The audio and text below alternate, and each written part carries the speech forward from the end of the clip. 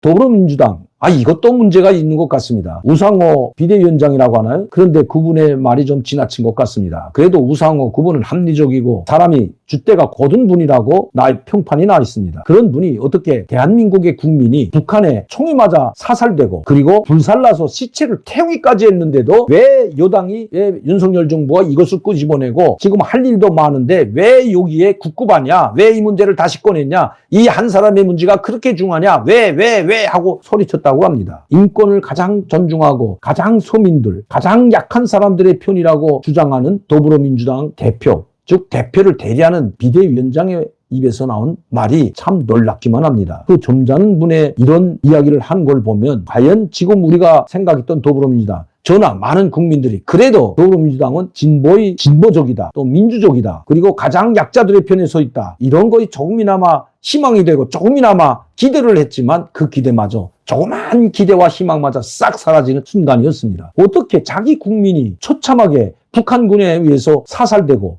그것도 경고도 없이 그냥 무방비 상태에서 해류에 밀려 북한 쪽 떠내려가는 사람을 사살하고 불태울 수가 있는가? 이런 천인공노한 만행을 했는데도 더불어민주당 국회의원들과 지도부는 왜 이것을 지금 꼬집어내서 난리를 피우냐는 듯이 이야기하고 있습니다. 그렇게 이대준, 북한에 사살당한 그 이대준 씨, 고 이대준 씨죠. 고 이대준 씨의 그 가족들이 그 아픔을 2021년도 이 사건이 터졌으니 정말 그때부터 한잠도 자지 못하고 자살까지 하려고 했다고 합니다. 그 남은 가족들이. 왜? 이 월북으로 몰았기 때문입니다. 문재인 정말 가증스럽기 짝이 없습니다. 어떻게 사람을 북한 편을 들겠다고 월북으로 몰아서 매도하려고 했을까요? 한 인간의 그 소중한 생명을 월북으로 몰아서 마치도 북한이 사살하고 불태운 것이 정당한 것처럼 그렇게 위장하고 덮으려고 했을까요? 그것도 청와대가 나서서, 안보실 차장이라는 사람이 나서서 이런 걸 주도했다고 합니다. 국방부 문서, 그것이 나와 있는 것입니다. 이것은 반드시 문재인이 책임을 져야 합니다. 그리고 문재인에게 책임을 물어야 된다는 것입니다. 그리고 그것을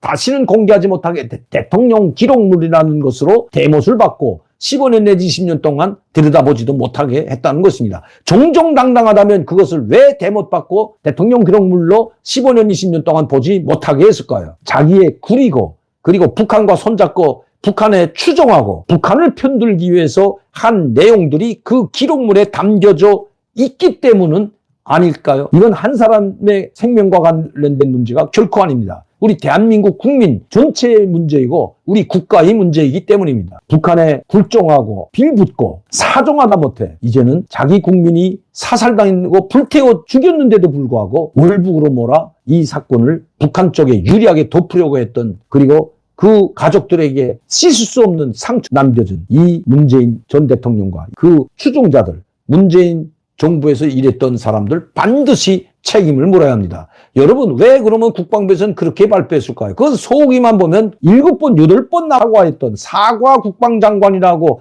6대 장관 중에 7번 사과하고 목이 붙어 있는 사람은 소욱밖에 없습니다. 자기 스스로 잘못했으면 사표를 내고 나가든지 해야 되는데 꼭 문재인이 비유나 맞추면서 그 자리를 지켜냈던 소욱이.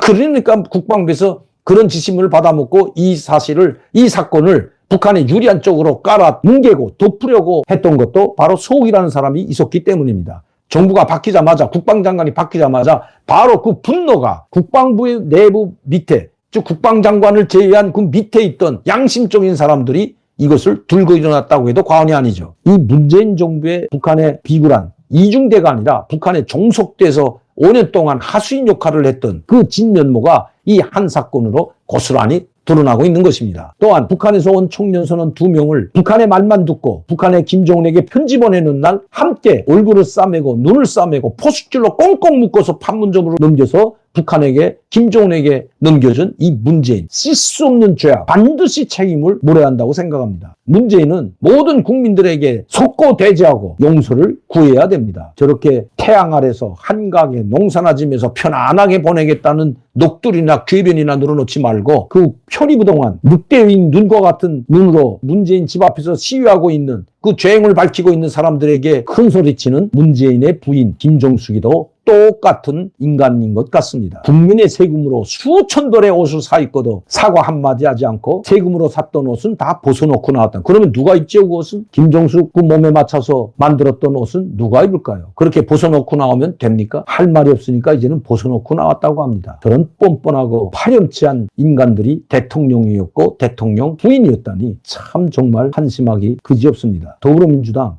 이제라도 정신 차리고 본연의 기본인 바로 인권과 서민들, 정의를 위해서 다시 새롭게 태어나는 그런 모습을 국민들에게 보여주지 않는다면 아마 살아남기 힘들 것입니다. 국민들은 지금 보고 있습니다. 누구누구 잘못을 따지자는 것이 결코 아닙니다. 지금 자신들이 하고 있는 행위를 되돌아봐야 한다는 것입니다. 우상호 비대위원장이 말했듯이 환골탈퇴하지 않으면 살아나기 힘들다는 것, 국민들이 보고 있다는 것 깨닫기 바랍니다.